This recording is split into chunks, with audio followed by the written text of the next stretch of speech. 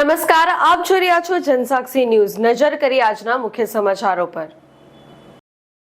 Ankleshwar police વિભાગ દ્વારા એ division, B division અને હાસોટ પોલીસ મથકમાં 38 જેટલા પ્રોહિબિશનના ગુનામાં ઝડપાયેલા વિદેશી દારૂના જથ્થાના નાશની જીઆઈડીસી વિસ્તારમાં યોગી એસ્ટેટના પાછળના ભાગે પ્રક્રિયા હાથ ધરવામાં આવી હતી। અંકલેશ્વરના પ્રાંત અધિકારી ભવદીપસિંહ જાડેજા, મામલેદાર કરણસિંહ રાજપૂત, ડીવાયએસપી ડોક્ટર કુશલ ઓઝા અને નશાબંધી અધિકારીઓની દેખરેખ હેઠળ 3 પોલીસ મથકના ₹2 કરોડ 19 લાખ ઉપરાંતના વિદેશી દારૂની 75,322 નંગ બોટલો ઉપર રોલર ફેરવી નાશ કરવામાં આવ્યો હતો। આ વિદેશી દારૂના નાશની પ્રક્રિયા દરમિયાન 3 પોલીસ મથકના પોલીસ ઇન્સ્પેક્ટર અને પોલીસ કર્મચારી ઉપસ્થિત રહ્યા હતા।